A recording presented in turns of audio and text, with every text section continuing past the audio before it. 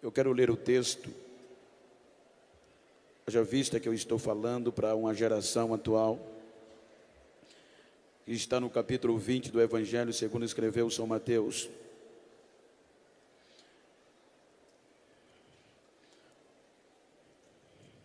Palavras expressas dos lábios de Jesus, quando Mateus registra este acontecimento.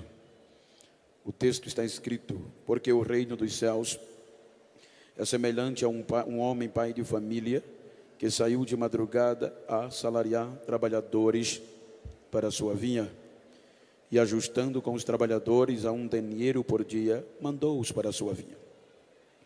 E saindo perto da hora terceira, viu outros que estavam ociosos na praça, e disse-lhes: ide vós também para a vinha, e dai-vos-eis o que for justo. E eles foram. Saindo outra vez perto da hora sexta e nona, fez o mesmo. E saindo perto da hora 10ª, encontrou outros que estavam ociosos, e perguntou-lhes: por que estáis ociosos todo dia? Disseram-lhe eles: porque ninguém nos assalariou. Diz ele: ide vós também para a minha vinha, e dai-vos-eis o que for justo. Amém? Aqueles que puderem, tornem os vossos assentos, se assim for possível.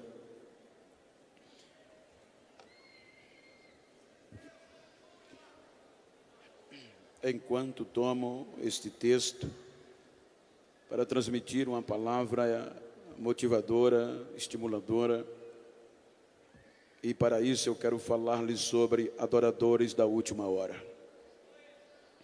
Os desafios que nos afrontam e nos confrontam nestes últimos tempos. Quando nós observamos o texto e o seu contexto, a Bíblia nos mostra que depois de uma recusa, de uma proposta recusada por um jovem denominado de jovem rico, então houve questionamentos dos discípulos para com Jesus. Então Jesus conforta os discípulos acerca desta chamada. Então é quando Jesus registra Mateus, ele expressa alguns pormenores. Pormenores estes que os seus ouvintes sabiam do que eles estavam falando. Se nós observarmos, a economia, na sua maior parte da época, girava-se em torno da pecuária e da agricultura.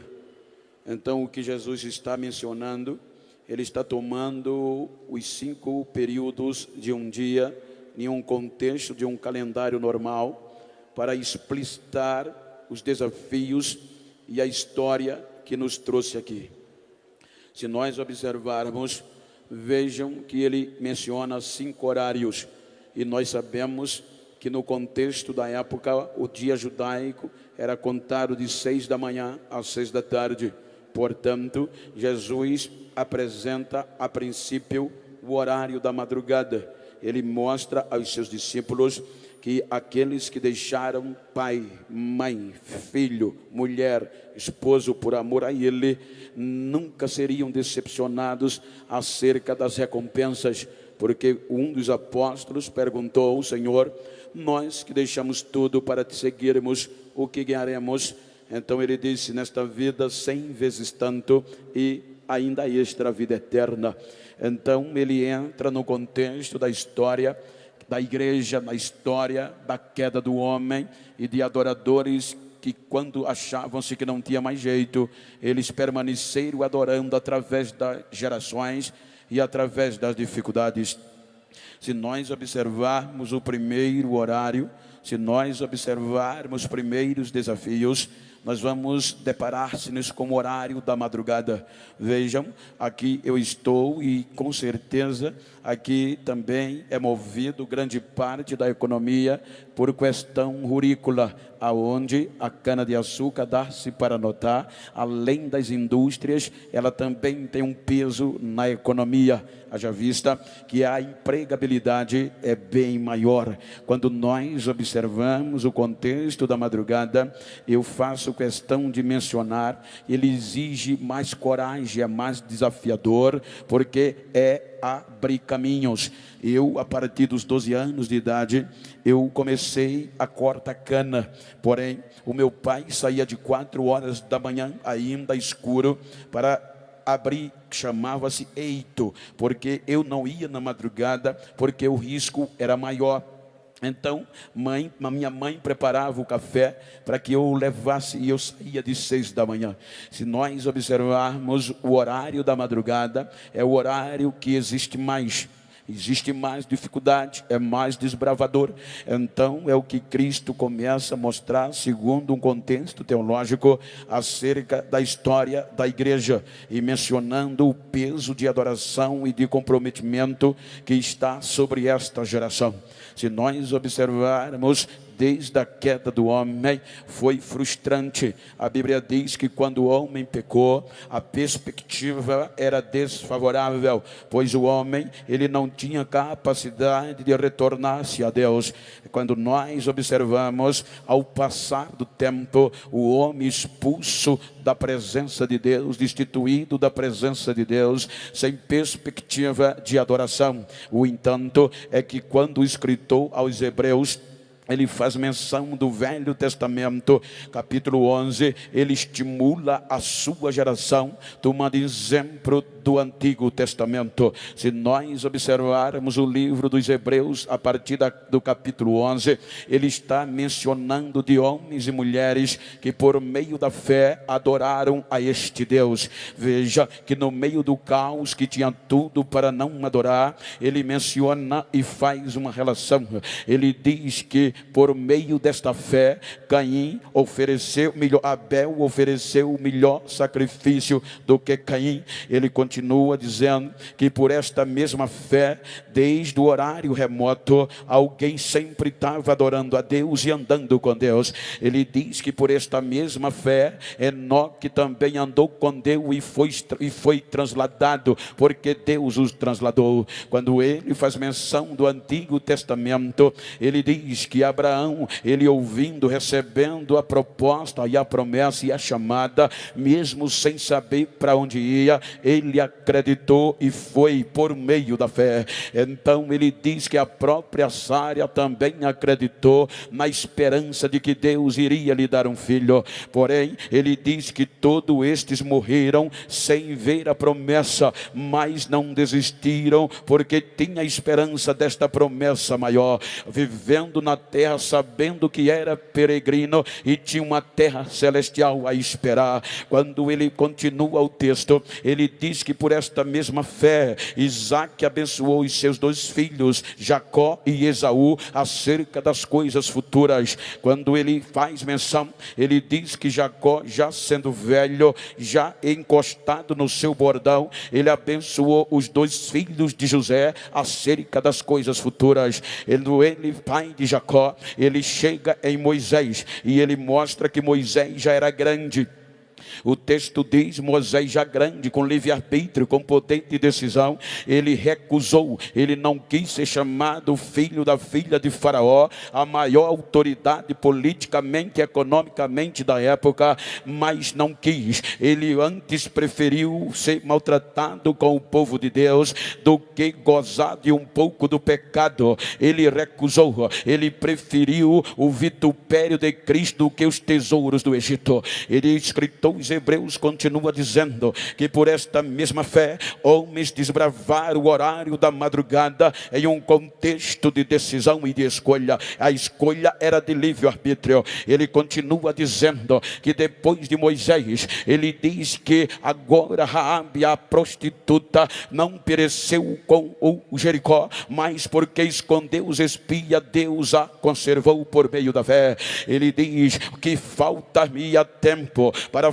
falar de Baraque, de Gideão, de Jefté, de Sansão, de Samuel e de Davi. Ele diz que homens que desbravaram o horário da madrugada, sem ter uma perspectiva favorável no contexto normal, mas a esperança da fé fazia eles adorarem a Deus. Veja que o contexto é tão tremendo, que ele continua dizendo que estes homens, eles não tinham a facilidade que tem a nossa geração. Era homens que ele diz que na sua simplicidade, por meio da fé, adoravam a Deus independente das circunstâncias. Ele diz que estes homens, sendo simples, mas eles não abriam mão na batalha, eles enfrentavam e na batalha se esforçavam, da fraqueza tiravam força, homens que fechavam boca de leões e apagavam a força do fogo. Ele diz que por esta adoração, estes homens escapavam do fio da espada e ainda glorificava a Deus.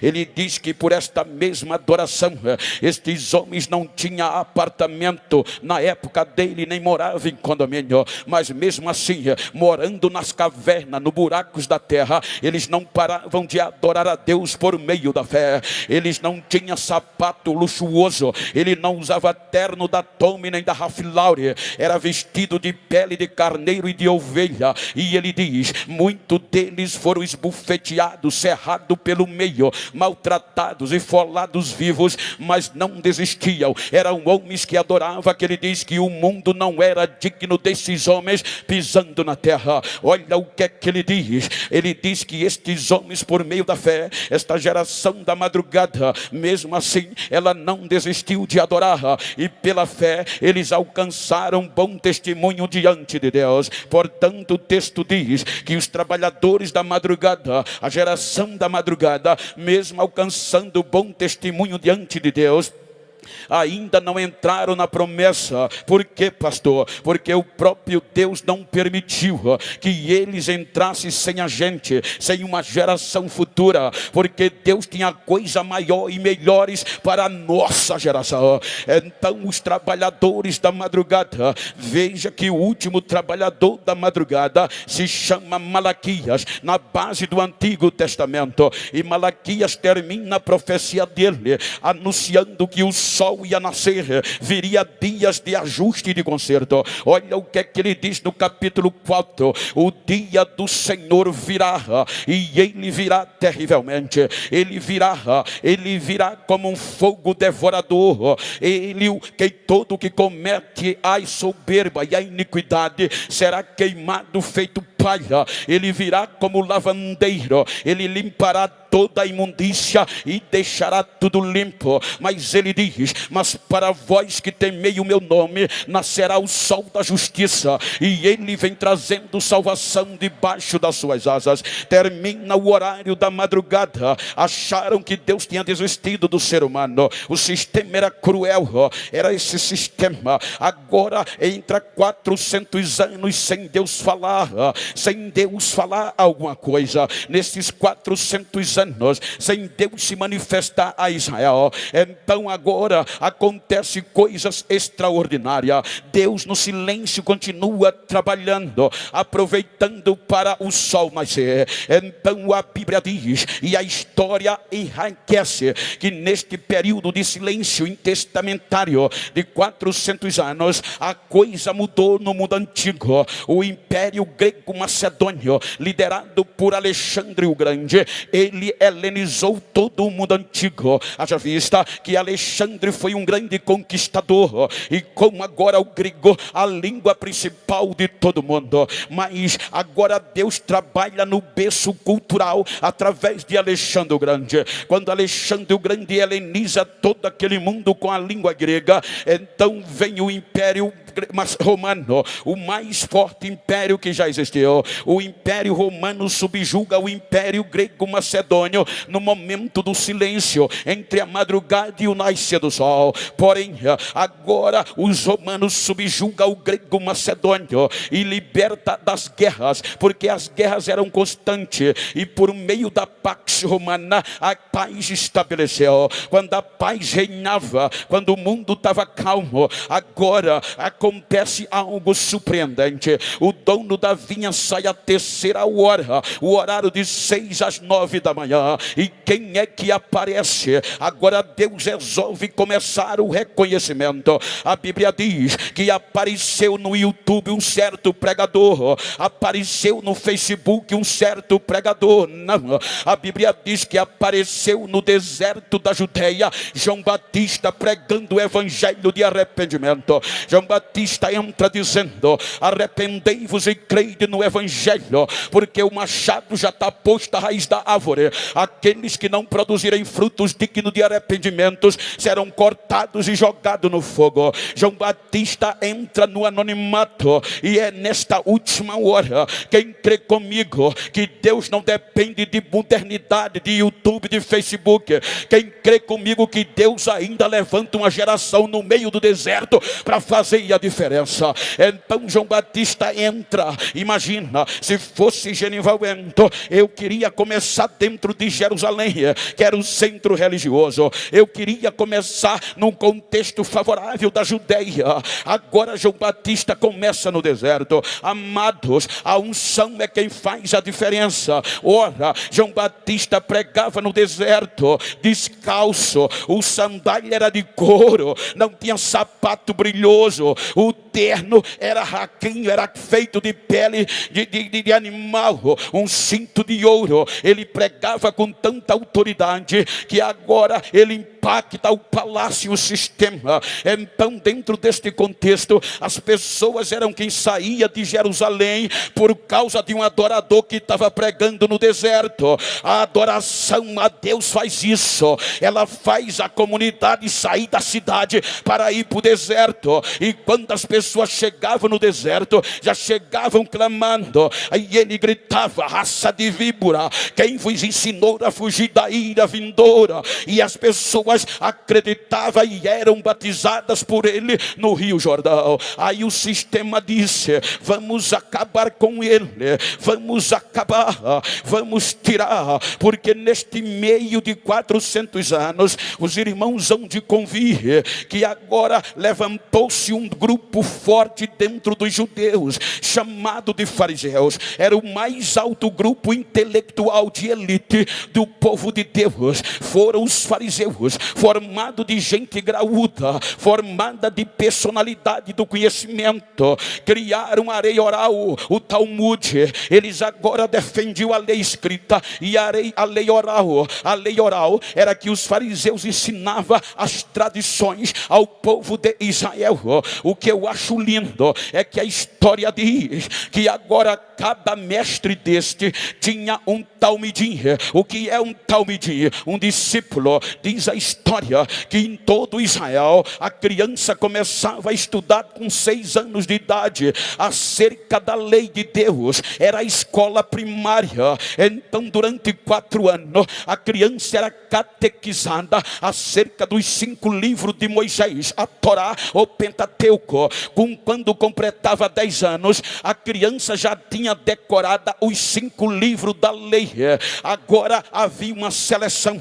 Só os inteligentes continuavam, e aqueles que não tinham perspectiva voltavam para casa para aprender uma profissão da família. Agora os inteligentes estudavam de 10 a 14, estudavam agora em forma de decorar os livros históricos, proféticos e os livros de sabedoria. Quando eles completavam 15, 14 anos, eles já tinham decorados os 5 livros da lei e estes outros que eu mencionei. Aí havia outra seleção, do 14 aos 15, era quem que chamava os talmudins, porque agora cada líder, cada rabi dos fariseus tinha um grupo de talmidim, de discípulos, de seguidores. Havia um dito em Israel que as pessoas diziam para os talmudins, para os pequenos discípulos: vocês têm que se cobrir com a poeira dos pés dos vossos discípulos, do vosso rabi, do vosso mestre. Isso implica dizer, cada talmudim tinha que olhar o que o seu mestre fazia, dizia e o que ele se comportava, não para fazer o que eles faziam, mas para ser um deles. Então foi neste contexto que agora João Batista é preso. O ignorante, ele é preso e o rei decapita ele. Agora vem Jesus. A Bíblia diz que neste horário da terceira hora, em uma linhagem cronológica dos acontecimentos,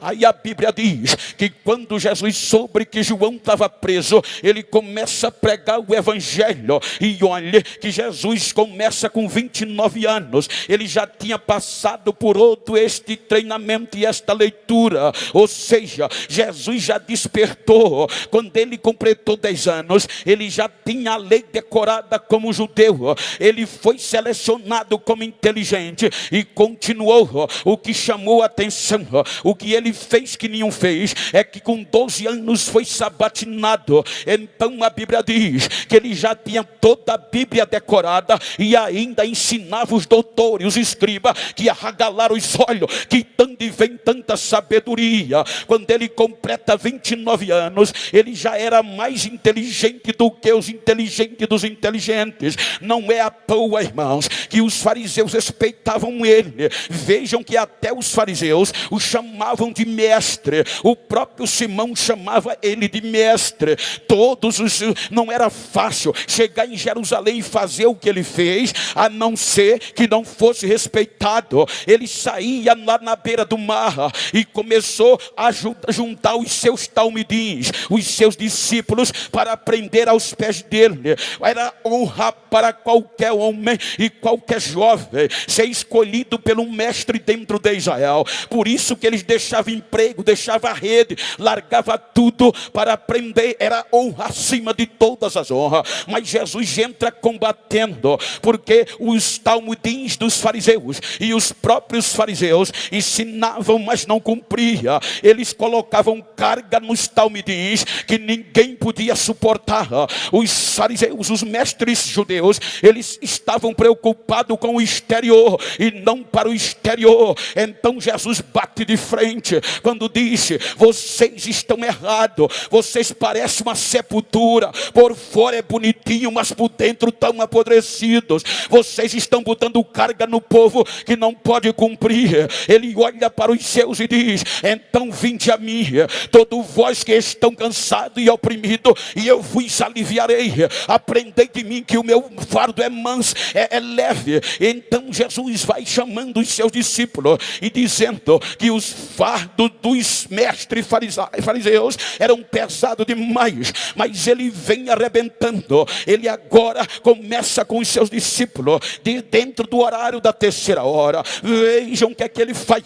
Ele impacta o sistema. O sistema era corrompido, o sistema era interesseiro, o sistema tinha conflito de interesses. Aí Jesus chega pregando e cumprindo o que ninguém tinha cumprido. O sistema dizia: tem que ir visitar o leprosário, mas eles não iam. Tem que ajudar o enfermo, mas eles viravam as costas. Veja a parábola do bom samaritano. Eram os sacerdotes, eram os mestres que passavam de longe. Só que Jesus agora, como mestre, ensinava os seus talmidins, os seus discípulos, de forma diferente. Ele chegava para ensinar. Ele não só pregava no santuário, ele chegava na beira do tanque, aonde só tinha doente, e começava a pregar, começava a falar. E quando ia terminando, olhava para o enfermo e dizia: queres ser curado hoje? O caba dizia: quero. Levanta, vai para casa, pega a tua cama, se manda daqui, seja curado. Quando ele ia para o leprosário,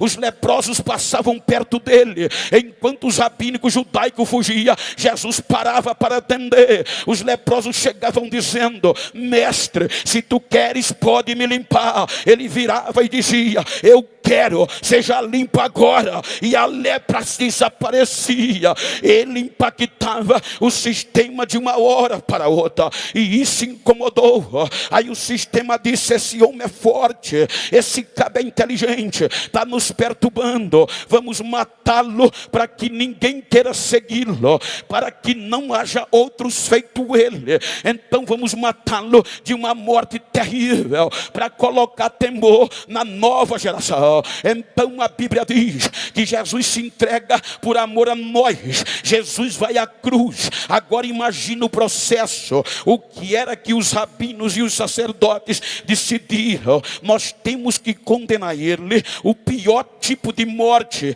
Para quê? Para que não haja ninguém depois dele, para que todos desistam. Então Jesus vai ser julgado à noite, quando ele já era errado, já era contra a lei, julgá-lo à noite. E se ele tinha direito à defesa, mas nem isso deram a ele. Até meia-noite não encontraram condição de condená-lo à morte de cruz. Então veio as alegações, perguntaram a ele: você é filho de Deus? Ele disse: eu sou. Aí o sacerdote disse: blasfemou, esse é culpado. Aí na madrugada ele vai ser julgado na casa de Caifás, o sacerdote em exercício. Quando ele está sendo julgado, aí o sacerdote comete uma corrupção, se torna um corruptor. O que é que ele faz? A Bíblia diz que ele procura pessoas, oferece muito dinheiro para acusar Jesus de pecado, mas a Bíblia diz que passaram a madrugada todinha e não encontraram ninguém que testificasse contra o Rabi da Galileia, contra o Jesus da igreja. Então raia o dia, volta para o Sinédrio, e o Sinédrio era composto de rabino, era escriba, era sacerdotes e sumo sacerdote. Não tem outra acusação. Ratifica, sanciona, é blasfêmia. E levaram para Pilatos, esperando que Pilatos o condenasse, o pior tipo de morte que um ser humano podia sentir, com dois motivos: para humilhar e para que os outros não fossem como ele. Então levam para Pilatos. Pilatos olha a acusação e diz: isso é com vocês, Roma não tem nada a ver com isso, a blasfêmia é um assunto da fé de vocês, então ele não tem culpa. Aí foi quando colocaram a acusação de sedição, que já atendia o imperador. Eles disseram: ele está criando confusão, está ensinando o povo a blasfemar e também incitando o povo contra o imperador. Aí vem para o julgamento, mesmo com todas as acusações. Pilato diz: eu não vejo nele crime algum, mas a turma pedia: ele tem que ser crucificado. Qual era o mais principal objetivo? Para os discípulos desanimar e não querer ser igual a ele. Então condenam Jesus. É aqui que dói o meu coração, é aqui que as lágrimas caem, não tem como cair. Diz a história, a Bíblia fala em Deuteronômio, se Jesus foi condenado na ótica judaica, pela lei judaica, o Deuteronômio diz o seguinte: se ele fosse condenado, ou qualquer um em contenda, teria que ser levado e colocado aos pés do juiz, e quando chegasse ao pé do juiz, então era para dar 40 chicotadas até o sangue correr. Mas eles, com medo de passar, porque a lei dizia: não pode passar de 40 para não enfraquecer o teu irmão, eles tiravam uma e dava 39. Se Jesus foi condenado à cruz pela ótica judaica, ele levou 39 chicotadas, e a história diz que cada chicote romano tinha 12 pernas, em cada perna ossos de carneiro secos e pontiagudo. Isso implica dizer que se foram 39, você multiplica 39 vezes 12, dá mais de 400 feridas no corpo de Jesus. Só em cada chicotada era 12. E se foi condenado pela lei romana, a lei dizia: se for condenado à cruz, é 5 quarentena, ou seja, 40 vezes 5, 200 chicotadas menos uma, dava 195, ou seja, 195 chicotadas dilacerou o corpo de Jesus. É aqui que Isaías diz: ele foi moído, arrebentaram com ele, olhando nós para ele, nenhuma beleza víamos para que o desejássemos, mas foi pelas suas feridas que a nova geração foi sarada, foi pelas suas feridas que a gente está aqui. Quem pode levantar a mão e dizer: eu não vou parar de adorar?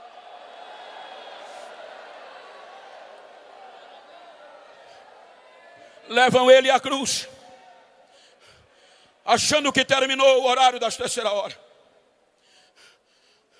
Colocam ele na cruz. Acabou. Com este tipo de morte, ninguém vai querer ser como ele foi. Os seus, diz, os seus discípulos vão desistir. Só que eles não sabiam, tinham medo. Que Jesus dizia a eles: vocês vão me matar, eu vou me entregar, mas no terceiro dia eu vou voltar.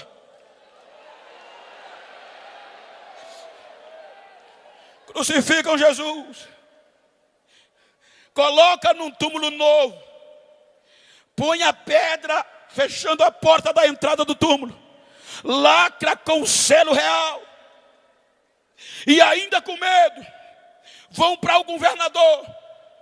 Diz Pilatos: lembra que aquele mentiroso pregava que no terceiro dia ia voltar? Coloca soldados 24 horas tomando conta do sepulcro. Pilatos disse: é com vocês. Pegaram escoltas de soldados experientes, expertos, tropa de elite, e colocaram na porta do sepulcro para os discípulos não virem roubar o corpo. Passa sexta-feira,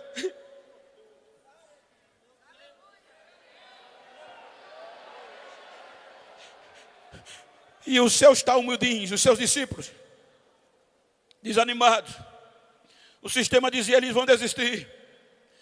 E eles diziam: pensávamos que era ele, que fosse redimir Israel. Chega o sábado, vou pescar.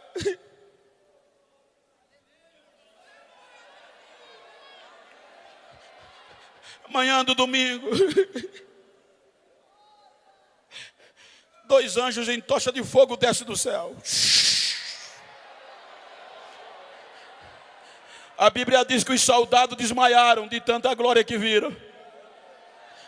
Deu um terremoto, a terra tremeu, a porta do sepulcro, a pedra rolou. E quem é que vem saindo de dentro?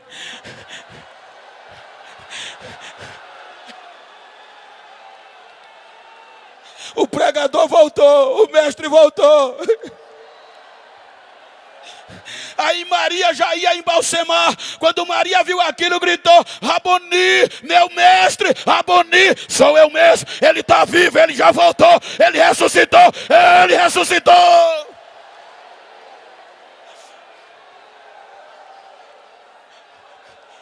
Vai para os discípulos e diz: todo o poder foi me dado no céu e na terra. Vão, façam discípulos de todas as nações, e eu estarei convosco todos os dias, até a consumação dos séculos. Eu estou com vocês. Ele sobe aos céus. É por isso que me pergunta: por que tu chora tanto, Bento? Olha o que eu vou dizer. Por que é que eu choro? Jesus vai aos céus e deixa trancado, com medo da represária, os seus talmidins. Enquanto os rabinos, os fariseus, os seus discípulos, os seus rabinos, os seus talmudins, eram os inteligentes dos inteligentes. Agora Jesus, como um rabi, quem ele deixa? Ex-pescador, ex-prostituta, ex-leproso, só quem ninguém dava nada. A cidade estava cheia de 50 dias depois. Quem é que está lá dentro? Olhe com todo respeito, estude. Mas olha o que é que o poder da adoração faz. A Bíblia diz, se você ler Atos capítulo 2, excelência, só em Jerusalém tinha cerca de 17 idiomas diferentes, de nações diferentes. E lá no cenáculo, a Bíblia chama de idouto, iletrado, não totalmente analfabeto. Por quê? Porque eles começavam a decorar a lei logo cedo, mas iletrados. Quando, de repente, eles tremendo lá dentro, aí desce lá de cima, a Bíblia diz que o dono da vinha saiu de novo procurar trabalhadores. Das 9 às 3 horas da tarde. Aí vem contratar. Aí a Bíblia diz que o Espírito Santo entra.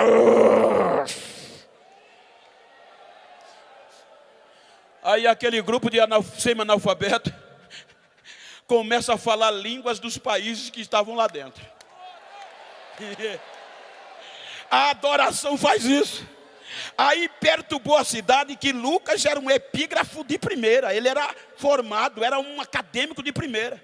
Aí Lucas é capaz de escrever e dizer que o que assustou a multidão, está escrito, é que eles disseram: olha, não só tem gente iletrada ali dentro, seguidores do Rabi da Galileia, e como a gente está ouvindo ele falarem na nossa própria língua? Que negócio é esse? Aí correram para lá. Quando chegaram na porta, o Espírito Santo derramou uma língua repartida como de fogo. Aí o negócio pegou lá dentro. Aí disseram: tão bêbado. Não é milagre não, tão bêbado. Agora Pedro, cheio de autoridade, sem anel no dedo, sem diploma pregado na parede,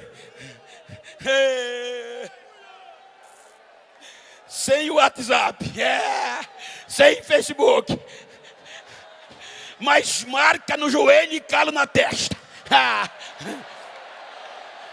Ele vai para a frente do cenáculo e ele não prega conversa mole. Um dos perigos da nossa geração é que a gente está ouvindo muita psicologia e muita psiquiatria nos nossos púlpitos. A gente está ouvindo muita conversa de autoestima, porque Genival Bento não quer mais pregar a verdade da cruz, porque a verdade da